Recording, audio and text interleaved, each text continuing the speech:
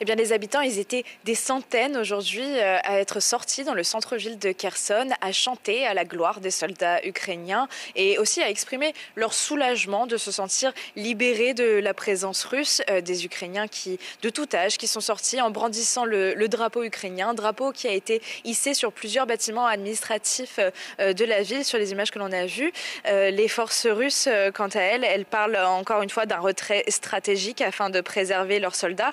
Et les autorités affirment que Kherson reste toujours une ville russe, mais du côté ukrainien, on voit plutôt ce retrait comme une humiliation pour l'armée ukrainienne, pour l'armée du Kremlin, pardon. Et si l'armée ukrainienne reconquiert complètement la ville de Kherson, eh bien, ce serait sa victoire militaire la plus importante depuis la bataille de Kiev, car c'est le troisième retrait décisif des troupes russes depuis le 24 février. Il y avait d'abord eu Kiev, donc au début de l'offensive, et puis ensuite dans la région de Kharkiv, et maintenant la ville de Kherson, qui était la seule capitale provinciale que les forces russes avaient réussi à conquérir complètement depuis ces 8 derniers mois d'occupation russe.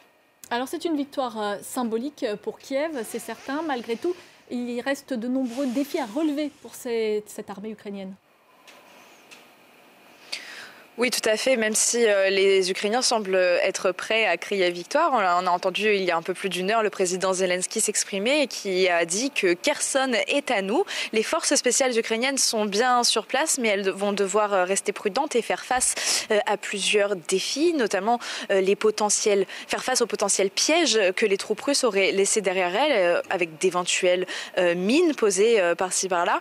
Il y a aussi ce risque que des militaires russes soient habillés en civil et demeurent encore dans la ville. Peut-être y a-t-il encore des snipers dans les environs.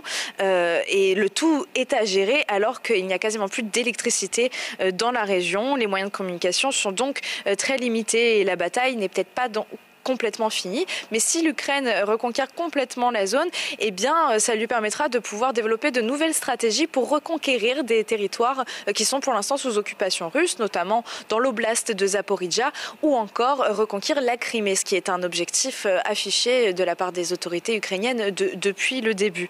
Ce vendredi, sur les images satellites, on a pu voir les forces russes se précipiter sur des bateaux et des ferries pour passer de l'autre côté du fleuve Dniepr, sur la rive gauche, où ils se sont repliés. Maintenant, voilà, reste à savoir également qu'est-ce que les forces russes préparent depuis là-bas. Vont-elles bombarder la ville de Kherson depuis cette nouvelle position de repli? Un repli qui survient juste avant un hiver qui s'annonce très froid, ce qui amène de nombreux analystes militaires à dire que potentiellement les troupes russes vont se geler, les positions russes vont se geler sur place afin de pouvoir se réorganiser et notamment aussi afin de pouvoir former ces 300 000 réservistes russes qui ont été mobilisés récemment. Taline Ounjian, en direct de la région de Kherson. Merci beaucoup.